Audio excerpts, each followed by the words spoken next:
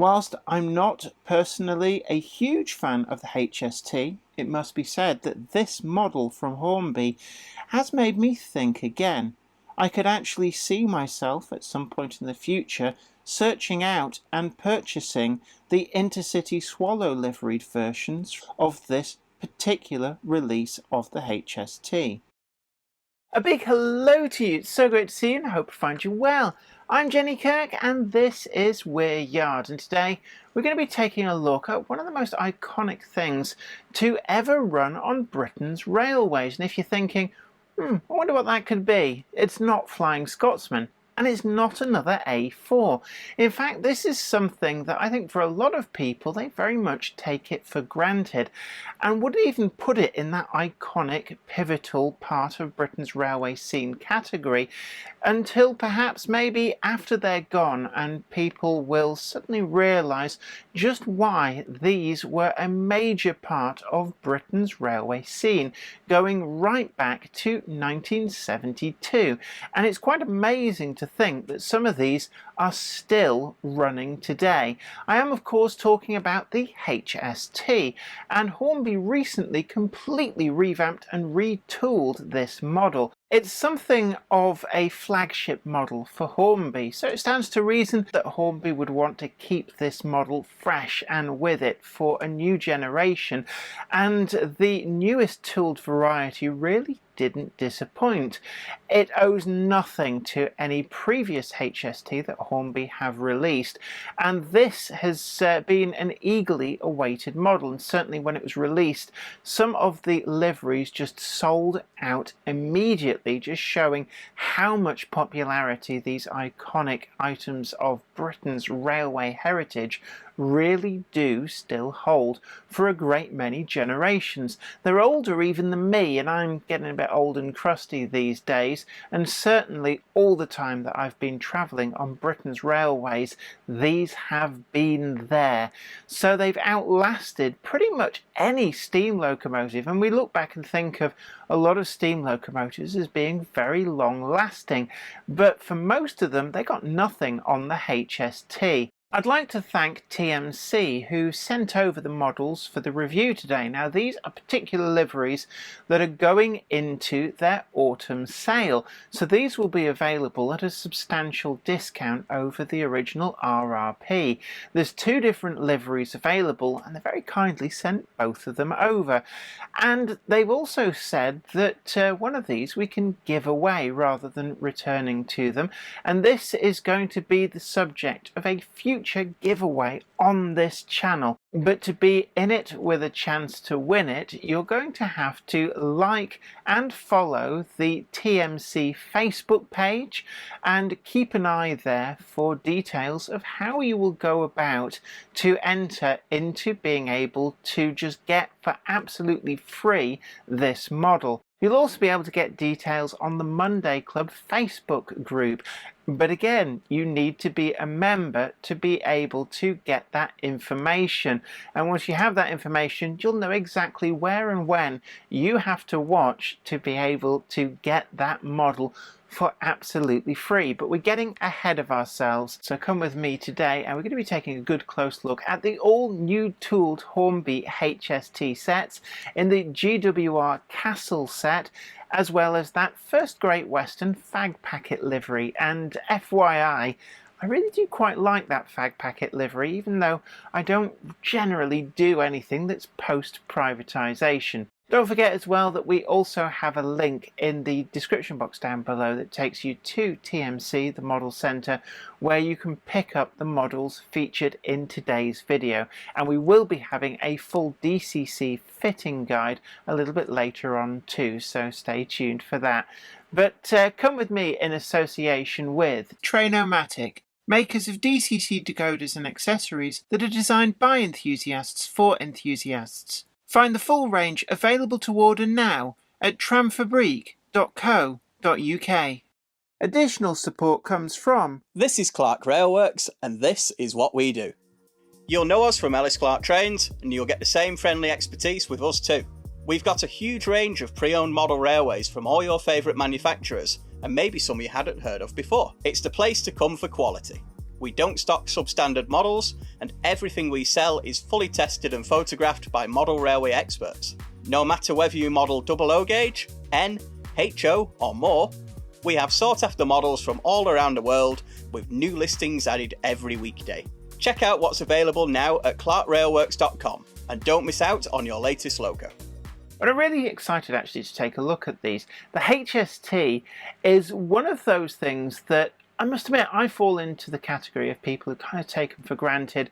They never really did it for me. They were supposed just part of the modern scene on the railways, and I always had far more of an interest in locomotive hauled stuff, freight stuff, so these kind of passed me by, and I've been studiously avoiding getting any despite the recommendations of a great many people. But when Hornby retooled these, they turned up with some interesting features, and it bodes well for future models from Hornby that not only have they embraced the 21-pin DCC decoder interface, but they're actually going out of their way to make full use of the extra flexibility that that interface gives them. So there's a lot of unique features in these that we really wouldn't have seen in any previous release of the HST. So let's take a look at the all-new HST from Hornby that's available from TMC in their autumn sale.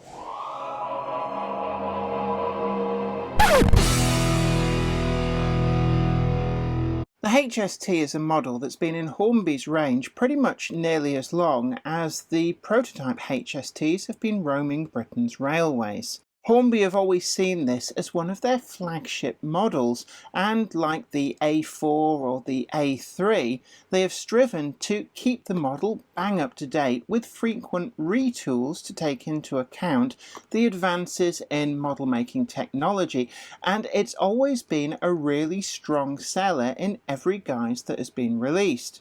With the advent of privatisation, these venerable workhorses kept working on and received a whole slew of completely new liveries that kept them relevant in the modern era. As the prototypes are starting now to be finally withdrawn from frontline service, it's certainly quite an impressive showing for a set of locomotives and passenger rolling stock that was introduced as a cheaper alternative to the APT, and that was also considered to be a lot more reliable. And reliability is king when you're running trains on the railways, and certainly post-privatisation, if anything is breaking down out there on the network, the costs soon rack up and become sky high. So the fact that the privatised companies continue to run these really is a testament to how reliable they are. At the time that these were introduced from Hornby in their current retooled guise, there were calls from certain quarters of modelers that they were incredibly expensive. But luck is with you, because TMC, the Model Centre, currently have a sale on for certain different livery versions of these, and they have a whopping £130 off. And there's two different types that I'd like to thank TMC for sending over examples of, both in the first Great Western or Great Western Railway liveries, and really these are quite attractive. We're looking at a price tag in the sale of £229, and for that you get the box that you see here, which is the powered locomotive, and then the dummy car, which actually still has a lot of the electronics which allow things like the directional lighting, cab lights, and also one of the standout features for me is the fully functional, independently controlled roof fan, and this is quite an interesting feature. Now, I know that some other manufacturers have also been introducing models with these, but this is the first time that I've seen from Hornby a working roof fan which is actually powered by its own separate motor. And this is nothing to do with that kind of rubber band drive that we saw in the past with some of the earlier Class 31 or Class 56 or Class 50 models, which had this tendency to start to degrade over time or make some kind of weird squeaky noise And certainly the fans on those would only run when the locomotive itself was on the move. With these, it's actually possible to get that fan up and running when it's stationary and when it's on the move, well, certainly for DCC users. And if you're a DC modeler, don't feel left out, because they will still run under DC, but obviously you won't have that extra level of fine control with these. Now, we're going to be doing a full DCC fitting on these a little bit later on, and for that I'm going to be using the Trainomatic 21-pin MTC decoders.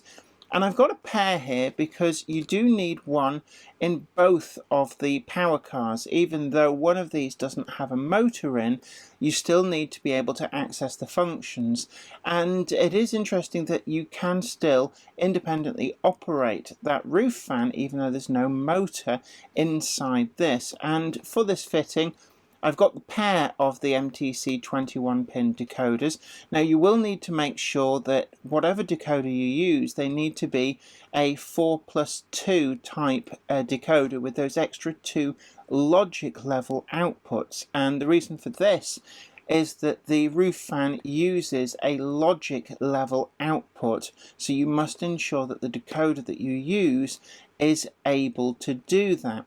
Now, at the moment, Trainomatic are currently developing a 21-pin function-only decoder specifically with the Hornby HST and the functions that it needs in mind.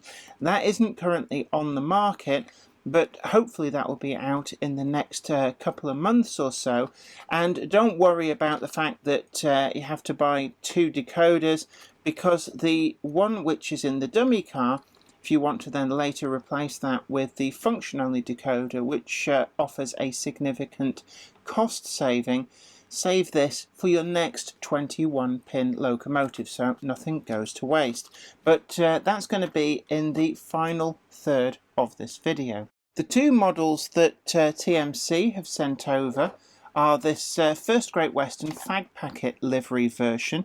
This is R396, so Hornby ran out of numbers, so we've got an extra digit in the catalogue numbers, and you can see here it's the First Great Western Class 43 HST train pack, and it's DCC ready version with the 21-pin connection, and this is becoming standard across the Hornby range.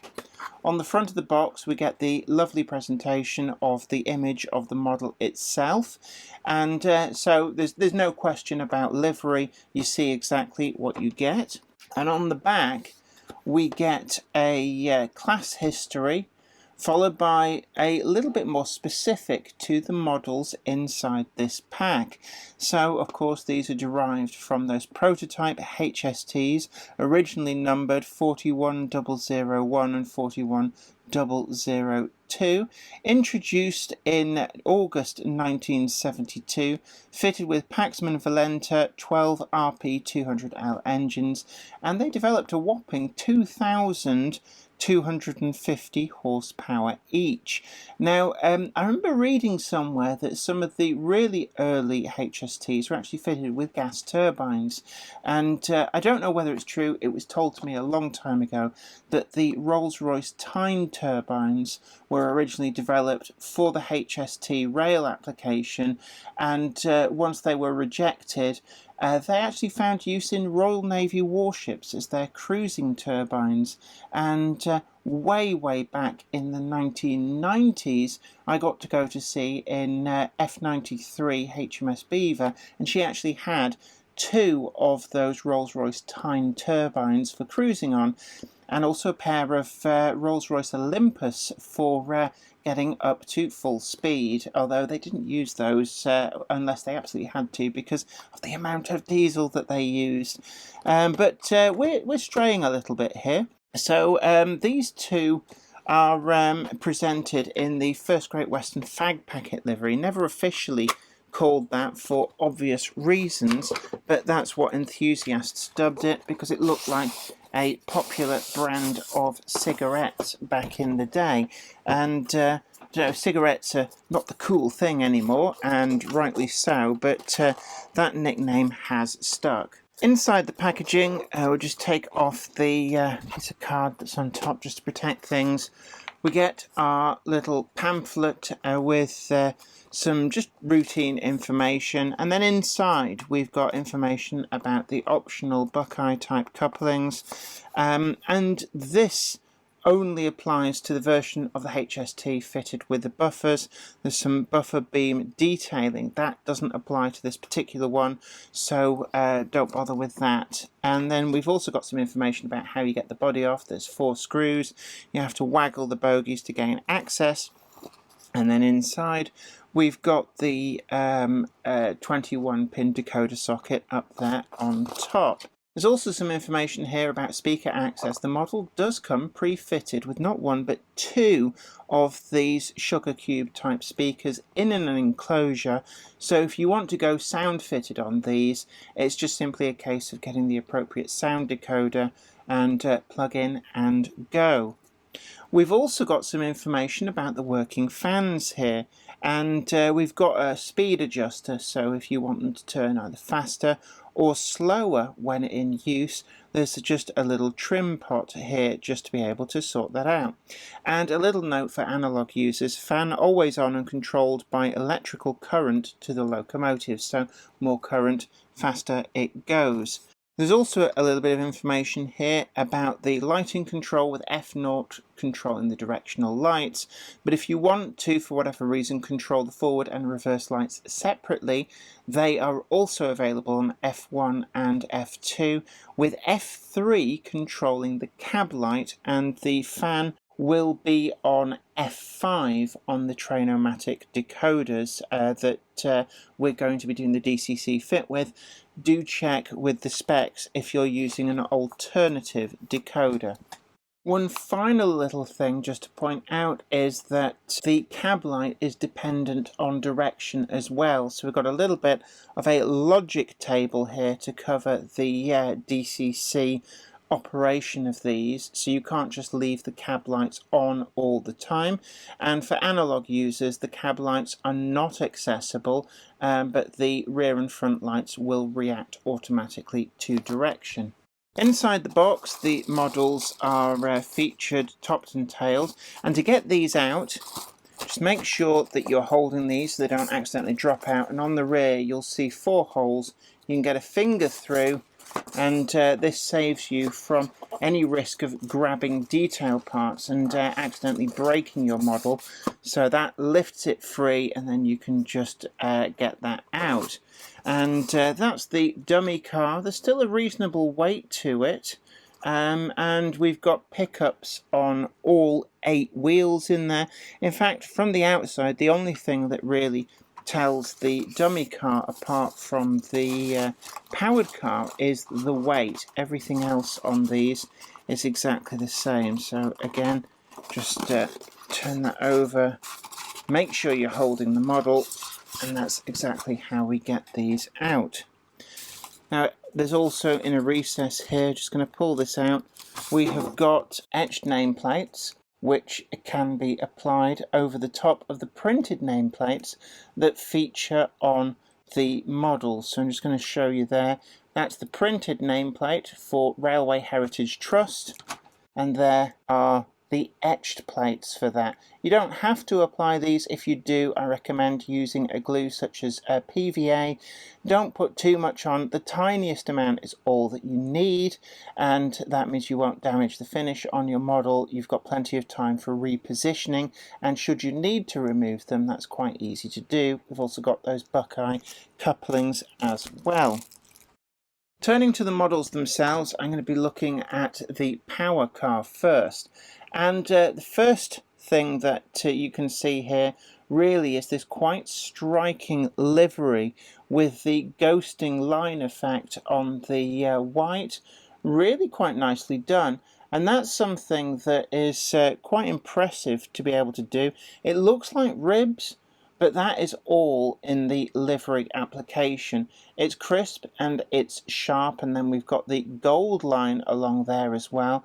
No bleed over between these different colours, and on there we've got, as per the prototype, the 43136 numbering. Even still here, we've got crispness to that. We've also got, we're just looking in there, I like those door handles, and you can see how the livery is correctly behind the upper and lower door handles. If you're wondering why there are two sets of door handles, the reason for this is when this locomotive is at a station platform, that top one is at the appropriate height. You don't want to really be bending right down for that, but when this is, say, in the depot and you're climbing up from ground level, then that is the door handle that you'll reach first, and that means you don't have to climb all the way up and then try and maneuver past the door as it opens. And if you're wondering, these are not opening cab doors, which, to be honest, opening cab doors were always just a little bit of a gimmick that just added lots to the cost and nothing to the functionality of the model. So I'm really pleased to see that Hornby haven't gone down that route with this. The glazing is nice and flush. We can see there's a nice clearness to it. We don't really get that prismatic effect. Looking at these handrails, these are separately applied and they feel like metal actually. There's a real substance to them, which is really quite pleasing to feel, and it means that there's no real risk of accidentally breaking these. I know the plastic handrails can be a bit of a nuisance because they have a habit of, when getting knocked, they snap, and once they've snapped you can't really easily glue them back together unobtrusively. The overhead warning flash, just trying to focus in on that, we will get some high definition photos, but that really is lovely. And then we've got this orange cantrail, just like the prototype, only over the cab because we've got the cooler group here, and that black roof continues all the way back. A little bit of orange cantrail there as well, more cooler group fins and such like on the top, and then the cantrail continues at the back, and then we've got the white stripe. And I do like this angle on the livery, again just like the prototype, and it mirrors the actual structure inside these vents. Now those vents do go all the way to the interior, and you can occasionally just at certain angles you can catch, there it is just at the top there, you can see that does go all the way through. Just see my finger at the back there, and that is quite nice, and they are really robust. I suspect that these are an etched insert, so they are really quite strong in there. There's no real risk of them being pushed in or anything like that, but it just shows that the relief on the detail of these is second to none. And see, from certain angles you can't see the structure inside, just like the real HST. These louvres on the roof, they're nice and deep, they've got the appropriate amount of relief without looking over scale. And then turning to more of the roof, we've got a whole wealth of detail on these. I do like the separately picked out grey panels, again crisp and sharp. There's no smudging whatsoever on these. The rivet detail really is quite pronounced, just as it needs to be. These are new tooling, so it really does look crisp and clean. Got exhaust vents, and I do like this black finish. You can see there, it looks right, like it's paint on metal. And it's something we've talked about in the past here on the channel, that paint on metal does always seem to look different to paint on plastic. But Hornby have captured the look really, really well. I suspect these are plastic bodies, but certainly they look like they've got the look of paint on metal perfectly. Now that front cab, this is the calling card of the HST, the iconic front-on look. And you can see we've got the kind of bulge in the middle. We've got that complex curve, very complex curve. You just look at that there. It's a radius that goes in multiple different directions, and that really does look right. And then we've got the lower sort of air dam skirt, and you can see there almost like a beak look to this edge as it splits its way through the air. The styling on this does seem to have some degree of design cues from the A4, and certainly it's all down to the aerodynamics. These had an absolute top speed limit of, I think it was 148 miles per hour. That was a world speed record for a diesel train that I believe is still in force. It's quite incredible, really. I suppose it does pass a little bit under the radar just how cutting edge these were. I mean, introduced in 1972 and still in frontline service. That's the kind of lifespan that even outlived the lifespan of things like the A4s in frontline service. And it's very easy to kind of overlook just how important these have been to generations of travellers. We've got the lights there with clear covers. We've got the forward and reverse marker lights, and then we've got the horn grills here in the centre, and that again captured really nicely the look of the trumpets of the horns, I guess, underneath, but then protected by this grill. So from certain angles you can see that it's flat, and other angles you can see the relief of what's behind. Moving further up, we've got the windscreen with the single windscreen wiper. Reminds me a lot of Mercedes-Benz in the 80s and 90s went for the single windscreen wiper vibe, which is all very well until you have an issue with your windscreen wiper and you can't just lean across and look out of the passenger side if something goes wrong. Looking back to the side, on the other side we've got the slanting on the livery again, matching up with the structure in the grills. Aesthetically, they really have got this livery absolutely correct. First Great Western, certainly the designers of this livery knew what they were doing to make something that really does look iconic, and Hornby have very much captured the whole ethos of what this livery was about and how it was applied to this locomotive. Looking to the rear, we've got the slight wraparound just as per the prototype, and that's on that quite complex curve again, curving round the livery, just following the curve before it's then in this stark black. We've got the corridor connection with the corridor corsetina there, which is solid but certainly really does look the part. We've got the window in the door, and the cantrail curving round and continuing, really just breaking up the black between the body and the roof, and again more of these overhead flashes. On the sides we've got these doors which were to the guards compartment, latterly used for not really anything much at all. I think they may have been used for extra luggage space, possibly for putting bicycles in, but certainly this door, very big access door, has been captured really well with its runner, and you can see there, we can see right through the model. It's not clear if there is any interior in there.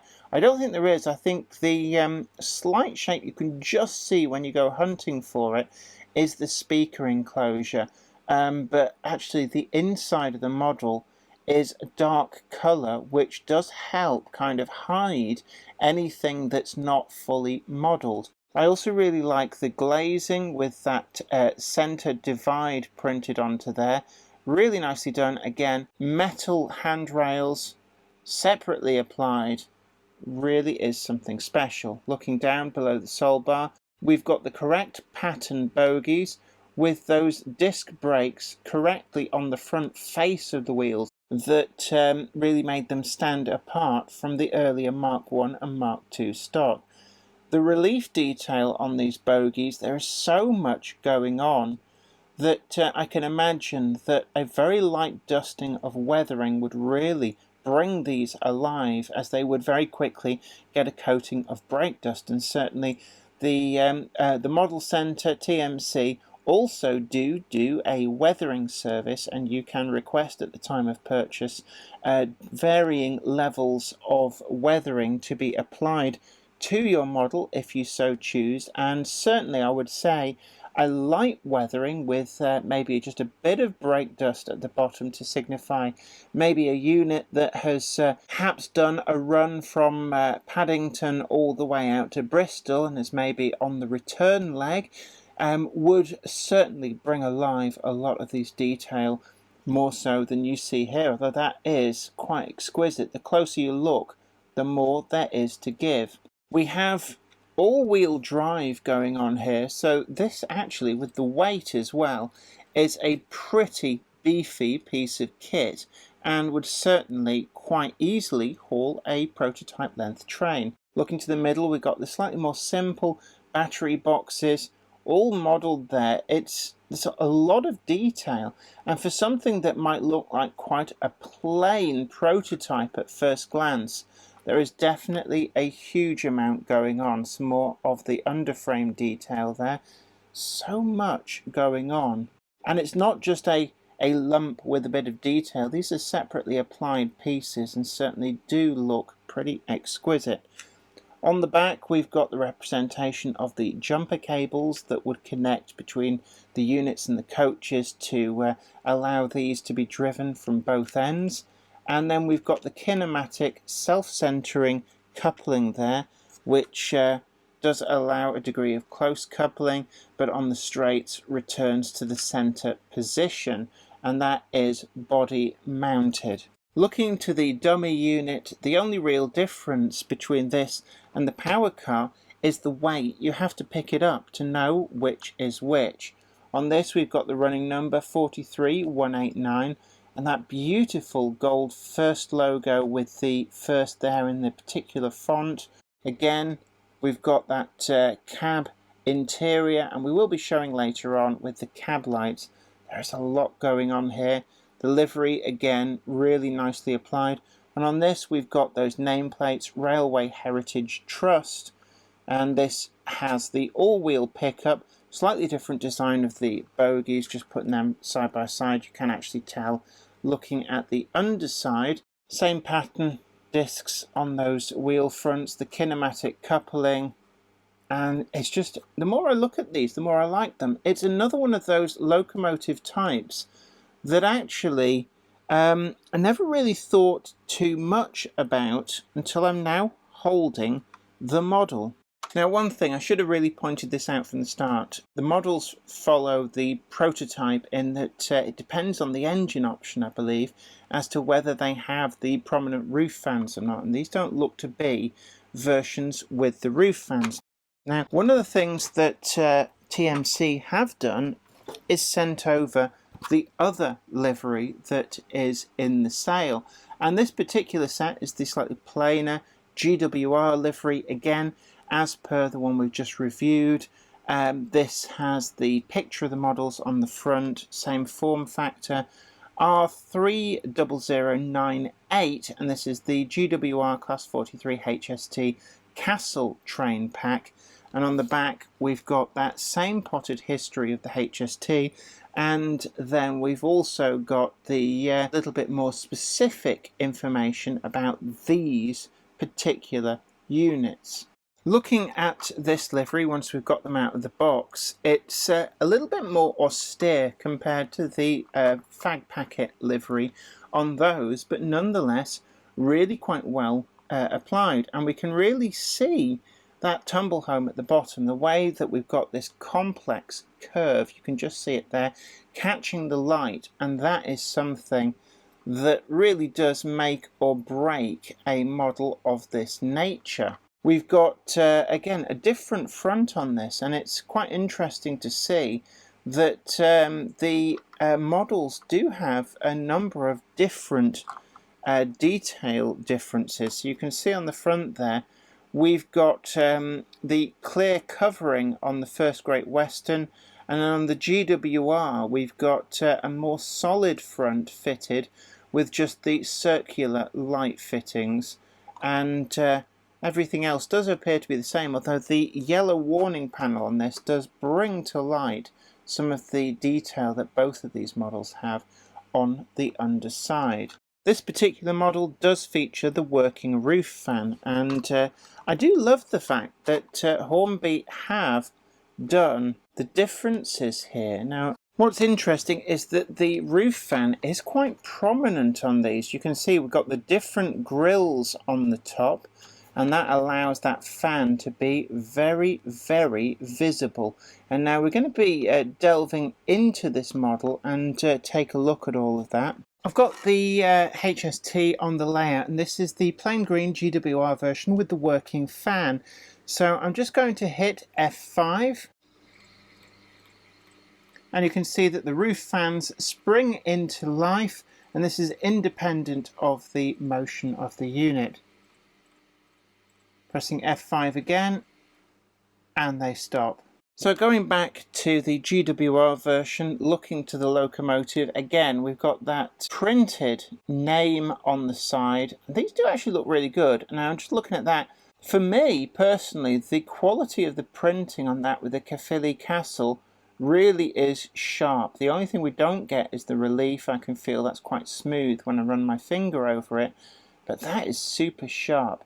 In the pack we do get etched nameplates to add on to these, and again, as I said before, use the printing as your guide and a tiny amount of PVA. You don't need to lather it in that, and that is more than enough to be able to stick the new etched nameplates over the top and give you plenty of time for repositioning. On this model we've also got the load 2.2 tons evenly distributed, or as we used to call that when I was at school, because tons and metric tons were both a thing, we used to call them tonnies. I think that was probably more down to the teacher than anything else. On the back we've got a little bit less austere on the back of these. The green livery wraps around much further, and then we've got the TOPS data panels either side, plus the overhead warning flashes as well. Looking to the other side, again the Caerphilly Castle nameplate, and the GWR, quite a simple livery, certainly one which probably weared a little better because it was a plain colour rather than quite a complex colour.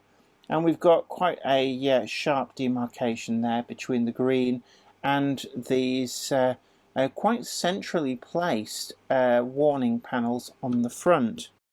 Running on DC, the models were a stellar performer, with the lights acting as you would expect.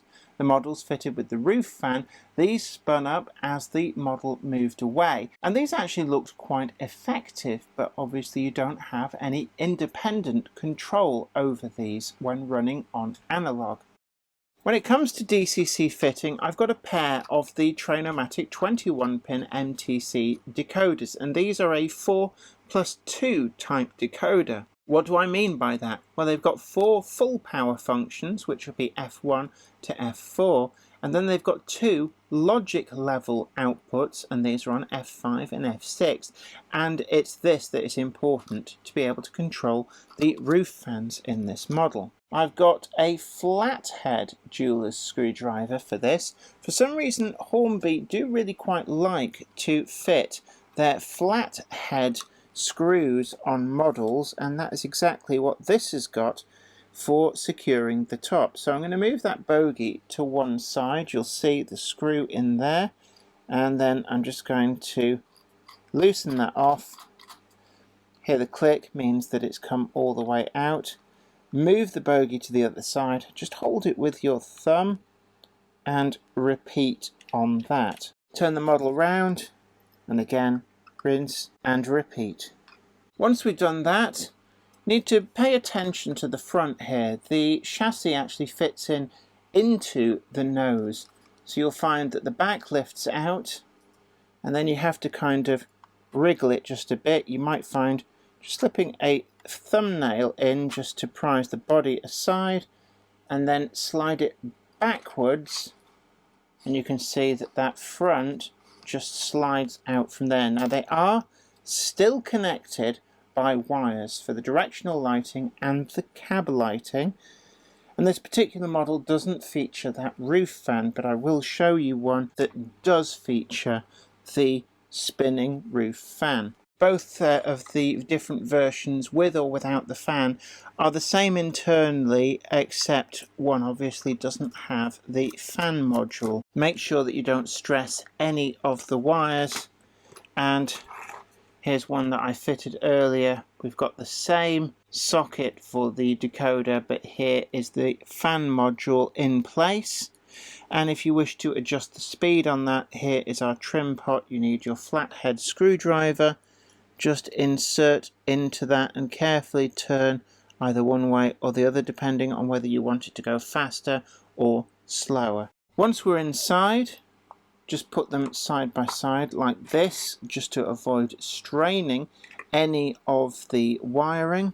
And then I tend to find with the jeweler's screwdriver, gently rock that backwards and forwards until the blanking plate pops off. Don't just lever it from one side, you will bend all the pins.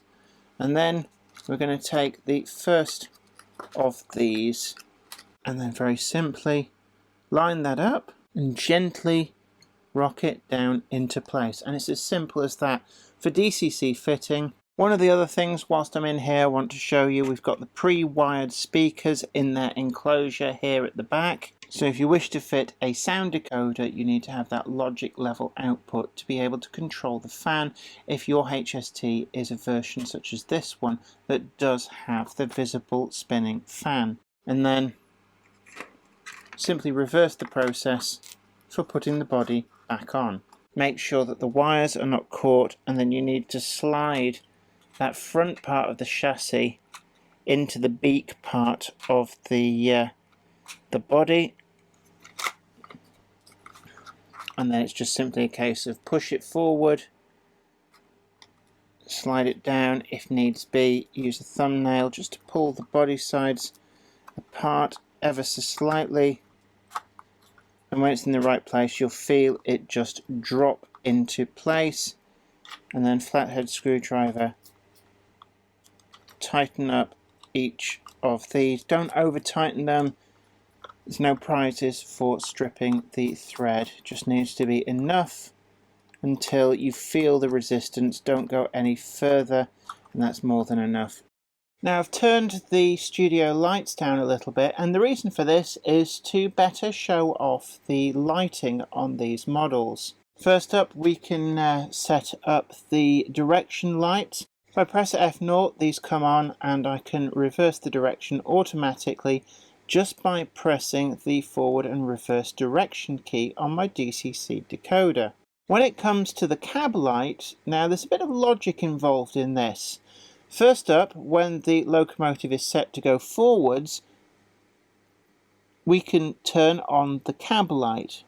When the locomotive is set to go in reverse, the cab light won't come on no matter how much we press F3.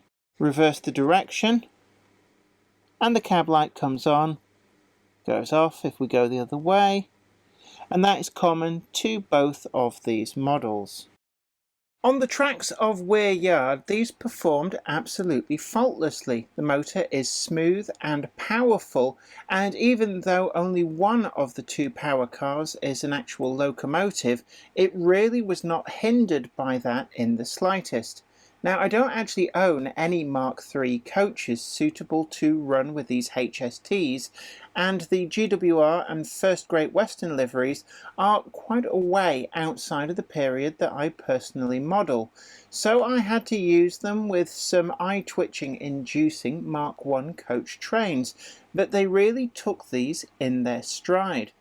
Don't worry if you're on the lookout for suitable coaches. TMC do also have a number of these in stock at some great prices. Or if, like me, you're just quite happy to see them run with whatever coaching stock you've already got, they really performed well, and my full intercity liveried Mark I train really didn't pose any difficulty for these models at all. Over point work, they were really quite smooth in the way that they took in double slips and scissor crossings, undulations, everything that I could throw at them. They just didn't get bothered by them at all. And that self-centering close coupling kinematic coupling setup really did work wonders to keep these running straight and true, with no sense that the lead coaches were getting pushed from side to side, even on some quite tight corners. With the Trainomatic decoder installed, the speed curves out of the box really were perfect, and there's just no need to go in and start messing about with any CVs. And they also provide full access to the spinning roof fans on the GWR version, but do be aware that the First Great Western fag packet liveried version doesn't have those roof fans, and this is perfectly normal. It's just simply a case that some of the HSTs this fan is visible in real life and others it isn't. The rest of the internals of these models are pretty much the same, and I have to say that the lighting was quite pleasing. Whilst the cab light was a little bit more on the dim side, those don't really bother me too much. And just like the dome light in your car, you wouldn't drive around at night with these switched on, so I don't really see much reason why these would have the cab lights on other than when sat stationary, say in a station for brief periods. The marker lights though were pretty sharp, and I like the slight differences in the two different noses across these two different sets. All in all, the performance on the track was absolutely perfect, and whilst I'm not normally a fan of gimmicks, the roof fans on these actually do serve quite an impressive function. They're very visible, and actually, in my opinion, this adds far more to a model than other gimmicks like sprung buffers or opening cab doors, and actually I'd rather see these in future models than any of those aforementioned. All in all, the performance on Weir Yard was second to none, and it has to be said that Hornby have tooled up an absolutely amazing rendition of the venerable HST. They are available in quite a few different liveries, although some of the other liveries have sold out very quickly. In terms of price, the RRP is £362.99, which when you think what you're getting is a locomotive and a dummy unit, does seem to be quite expensive. But in the TMC sale, that has been reduced down to £229.99, which really does put these into quite a cost-effective ballpark. You can run these with some quite long trains, or indeed later on in their lives, some of these ran with much shorter formations, which really did improve their acceleration and dwell times. And it wasn't entirely unusual to see pairs of these HSTs coupled directly back to back, trundling between depots, or maybe on their way for a repair or for servicing. So you really could get away with running some quite short formations. And that brings us now to the scores. First up is build quality, and I find these to be really a quite rugged model. I had no issue with any of the detailing coming off whilst I was handling them, and the paint finish itself is pretty robust. Even some of the more delicate of the printing really did stay put. I really like the louvres, and the fact that on some of these, the dummy cars, you can definitely see that we've got them going all the way through. A lot of the grills as well are really nicely done, and the fit and finish of things like the cab interior and lights and the marker lights really is done well. All in all, this is a pleasing performance, and I'm going to give this a 9.6. On running quality, as I've said before, there really were no issues whatsoever. I was actually quite impressed by these. My own experience of Hornby HSTs dates back to probably around the mid-1980s, when a friend from school had the then current livery in blue-grey with the yellow wrap-round fronts, and I must admit that I found that model really quite lacking. There is nothing of that heritage in this model, and it really does perform faultlessly, so I'm giving it a 10 out of 10. On DCC fitting and innovation, it wasn't too difficult to DCC fit these models, and it's quite good that Hornby have finally come into the modern age and embraced the 21-pin decoder interface. This has opened the door to a lot more in the way of features, and things such as those revolving roof fans just wouldn't have been possible if they'd continued with an insistence of 8-pin chassis. It's opened the way for not just the directional lights and cab lights, but also that additional function, and I'm sure that we'll see even more innovation in the future. As a flagship model, this really does deserve that branding from Hornby. They've pulled out all of the stops, and I really like what they've achieved. The revolving roof fans could have been described as being just another gimmick that pushed up the price, but on these it really does add something, and even DC modelers will benefit with them spinning whilst the model is running, and unlike those old Class 31 or Class 50 models, that revolving roof fan is a lot more reliable. And I'm going to give this a 9.8. On accuracy and quality of finish, this is another area that Hornby have done really well. There's some minor detail differences that match with the prototypes between these two, and it's quite subtly done, but in a way that really does stay true to prototype. The HST is a model that could so easily be done badly. There's a lot of complex curves going in lots of different directions, but Hornby have managed to capture these really well, and that front face look of the HST with its almost duck-like bill is really well captured.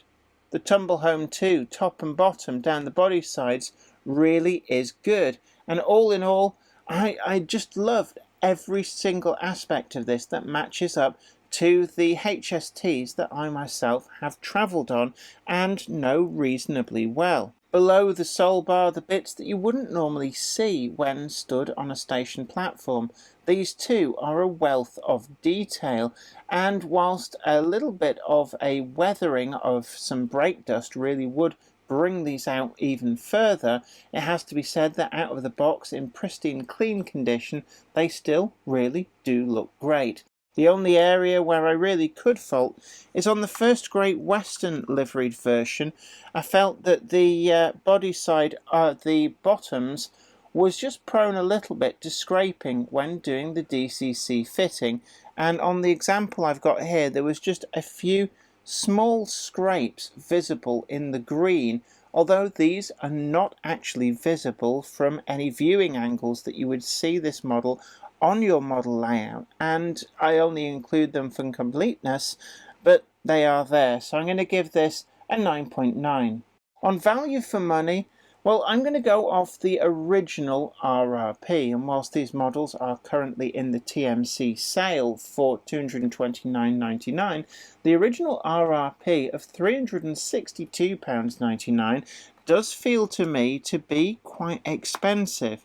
You do get a lot for that money, but there's no price differential between models that do have the revolving roof fan and those that don't, and whilst that does make pricing structure a little bit more simplified, it does feel a little bit of a letdown on the first Great Western fag packet livery that we're not getting anything like those working roof fans, even though we're paying exactly the same price. But that's splitting hairs. Models just are getting more expensive. The cost of manufacture of what is a very intricate, delicate model is going up and up. It's very labour intensive to make these things, and they have to be shipped halfway round the world. There's also all of that development, and these are a completely tooled from scratch model, owing nothing to the heritage of the versions of the HST that have gone before. So all in all, I'm going to give this an 8.0, and that gives a very respectable final score of 47.3. Whilst I'm not personally a huge fan of the HST, it must be said that this model from Hornby has made me think again. I could actually see myself at some point in the future searching out and purchasing the Intercity Swallow liveried versions from some of the other liveries that have been made available of this particular release of the HST. Although it must be said that the first Great Western fag packet livery is a secret pleasure of mine. ever since it came out. I have to say that locomotives and coaching stock do look particularly smart in this, and if I had to pick a post-privatisation livery, then the First Great Western fag packet livery is definitely well up there. Well, I hope you really enjoyed today's video and found it informative, taking a really good close look at these HSTs. I must admit that it certainly turned my head, and on my radar now is the Intercity Executive liveried version. It's something that I'm going to be looking out for. I really do like these models. The working fans actually really were great. Now, if you'd have said to me, working fans in a model, I'd have probably poo-pooed it before seeing these. But seeing them in action and actually seeing just how visible they are and how realistic it makes the model seem, it sold it for me. In fact, more so than sprung buffers, which I've always thought is just extra cost for no gain, or opening cab doors. And it's really great to see that certainly the opening cab doors, Hornby didn't go down that rabbit hole. Instead, they've tooled up this really quite easy to use working roof fans, and you don't need a special decoder because it's done entirely through logic. All the circuitry is there in the model to make it all work. So as long as you've got the 4+2 decoder like you saw from Trainomatic that we used in the DCC fitting, it all works perfectly well. And as well, don't forget that we've got a link to Trainomatic down below, and they are going to be bringing out a function only decoder for a substantial cost saving to be able to operate all of the functions in that dummy car. So do stay tuned on the Tramfabrique website to be able to see when that appears. But I'd love to hear from you in the comments section down below. Is the HST maybe one of your favourite models, and what do you think of this new tooled Hornby version? Do please leave a comment down below, and certainly if you spot anything that maybe you think I missed in that review, do let other modelers know about that down below. It's always great to hear from you. Also, don't forget that you can head on over to the TMC website where they've got these in the sale at a really great price that offers quite a substantial price reduction over the original RRP. But do hurry because they're certain to be quite good sellers. And we're going to be having a giveaway with one of these HST sets in coming weeks. But as I said in the intro, you need to like and follow the TMC Facebook page, and also get yourself onto the Jenny Kirk Monday Club Facebook group, and that's how you find out how you're going to be able to get for absolutely free, one lucky person, one of the HST sets courtesy of TMC. You can also check out our full merch store. It's down there under the video, and head on over to Patreon and help support the channel to keep making the videos that you want to see. But until next time, this is me, Jenny Kirk, saying you take great care of yourself. Happy modelling. Bye for now. Today's video comes in association with Trainomatic, makers of DCC decoders and accessories that are designed by enthusiasts for enthusiasts. Find the full range available to order now at tramfabrique.co.uk. Additional support is provided by... This is Clark Railworks, and this is what we do. You'll know us from Ellis Clark Trains, and you'll get the same friendly expertise with us too. We've got a huge range of pre-owned model railways from all your favourite manufacturers, and maybe some you hadn't heard of before. It's the place to come for quality. We don't stock substandard models, and everything we sell is fully tested and photographed by model railway experts. No matter whether you model double O gauge, N, HO or more, we have sought after models from all around the world with new listings added every weekday. Check out what's available now at clarkrailworks.com and don't miss out on your latest loco. I'd like to thank everybody over on Patreon, and an extra special huge thanks goes out to our Patreon heroes. Without you guys over on Patreon, we really wouldn't be able to keep making the video content that you see on this channel. And don't forget that you can also head on over to patreon.com/Jennifer Kirk and check out the different tiers of rewards. Thank you so much. You are absolute legends.